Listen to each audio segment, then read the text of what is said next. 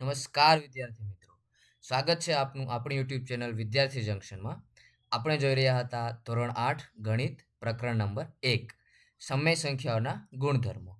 આ વિડીયોમાં આપણે જોઈશું જૂથનો ગુણધર્મ. તો મિત્રો, જૂથનો ગુણધર્મ શું છે? સંખ્યાના પ્રકારમાંથી કોઈ પણ 3 સંખ્યા લેવામાં આવે અને તેમના વચ્ચે ગાણિતિક ક્રિયા કરવામાં આવે તો ગમે તે 2 સંખ્યાઓનું જૂથ બનાવી તેમની ગાણિતિક ક્રિયા ત્રીજી સંખ્યા સાથે કરતા જો પરિણામ સરખું મળે તો તે સંખ્યાનો પ્રકાર તે ગાણિતિક ક્રિયા માટે જૂથના ગુણધર્મોનું પાલન કરે છે. હવે મિત્રો, સંખ્યાના પ્રકાર આપણે જોઈ ગયા છીએ: પ્રાકૃતિક સંખ્યા, પૂર્ણ સંખ્યા, પૂર્ણાંક સંખ્યા અને સમય સંખ્યા. આ સંખ્યાના પ્રકારોમાંથી કોઈ પણ 3 સંખ્યા લેવામાં આવે અને તેમના વચ્ચે ગાણિતિક ક્રિયા કરવામાં આવે. પરંતુ ગાણિતિક ક્રિયા કઈ રીતે કરવાની? 2 સંખ્યાઓનું જૂથ બનાવી અને તેમની ગાણિતિક ક્રિયા ત્રીજી સંખ્યા જોડે કરવાની. અને પરિણામ જો સરખું મળે તો આપણે એવું કહી શકીએ કે તે જૂથના ગુણધર્મોનું પાલન કરે છે. તો વિદ્યાર્થી મિત્રો, ઉદાહરણ દ્વારા આપણે અલગ અલગ ગાણિતિક ક્રિયા માટે જૂથના ગુણધર્મોને ચકાસીએ. તો સૌપ્રથમ સરવાળા માટે. સમય સંખ્યા માટે સરવાળાની ક્રિયામાં જૂથના ગુણધર્મોનું પાલન થાય છે. એટલે કે કોઈ પણ સમય સંખ્યાઓ a, b અને c માટે a વત્તા કૌંસમાં b વત્તા c બરાબર કૌંસમાં a વત્તા b વત્તા c, એટલે કે જમણી બાજુ અને ડાબી બાજુ સમાન થશે. ચલો મિત્રો, ઉદાહરણ દ્વારા આપણે જોઈએ. તો અહીં તમે જોઈ શકો છો 3 સમય સંખ્યાઓ લીધેલી છે: 1/2, 1/4 અને 1/8. તો ડાબી બાજુ આપણે 1/2 અને 1/4 નું જૂથ બનાવ્યું છે અને જમણી બાજુ 1/4 અને 1/8 નું. તો ડાબી બાજુ તમે જોઈ શકો છો સરવાળો કરવાથી જવાબ 7/8 આવે છે અને જમણી બાજુ સરવાળો કરવાથી પણ 7/8 આવે છે. તેથી આપણે એવું કહી શકીએ કે ડાબી બાજુ અને જમણી બાજુ સમાન છે.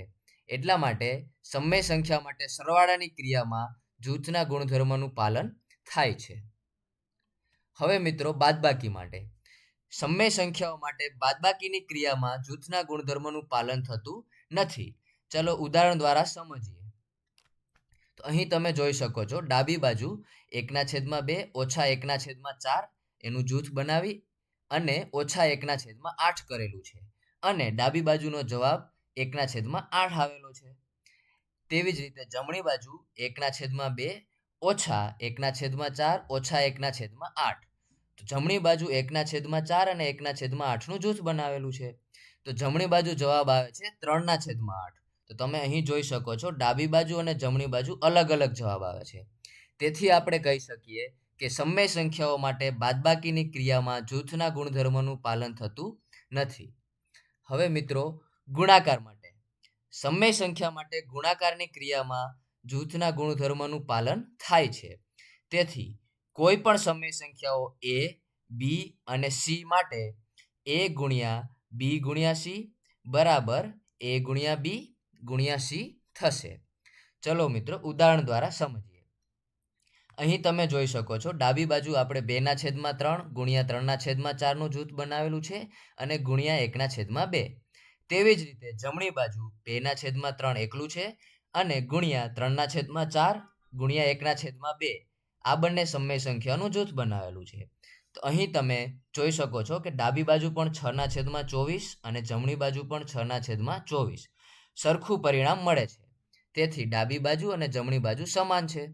તેથી આપણે એવું કહી શકીએ કે સમય સંખ્યા માટે ગુણાકારની ક્રિયામાં જૂથના ગુણધર્મોનું પાલન થાય છે. હવે મિત્રો, ભાગાકાર માટે. સમય સંખ્યા માટે ભાગાકારની ક્રિયામાં જૂથના ગુણધર્મોનું પાલન થતું નથી. ચલો મિત્રો, ઉદાહરણથી સમજીએ. તો અહીં તમે જોઈ શકો છો ડાબી બાજુ આપણે 1/2 ભાગ્યા 1/4 આનું જૂથ બનાવી અને ભાગ્યા 1/8 કરેલું છે અને જમણી બાજુ 1/2 એકલું છે ભાગ્યા 1/4 ભાગ્યા 1/8 નું જૂથ બનાવેલું છે. તો ડાબી બાજુ જવાબ આવે છે 16 અને જમણી બાજુ જવાબ આવે છે 1/4. તો ડાબી બાજુ અને જમણી બાજુ સરખી નથી. તેથી આપણે એવું કહી શકીએ કે સમય સંખ્યાઓ માટે ભાગાકારની ક્રિયામાં જૂથના ગુણધર્મોનું પાલન થતું નથી. તો મિત્રો, આ વિડીયોમાં આપણે જૂથના ગુણધર્મોને અલગ અલગ ગાણિતિક ક્રિયા માટે જોયું. હવે પછીના વિડીયોમાં આપણે સ્વાધ્યાયના પ્રશ્નો કરીશું. જો તમને આ વિડીયો પસંદ આવ્યો હોય તો વિડીયોને લાઈક કરો અને અમારી ચેનલ વિદ્યાર્થી જંકશનને સબસ્ક્રાઈબ કરો. Thank you.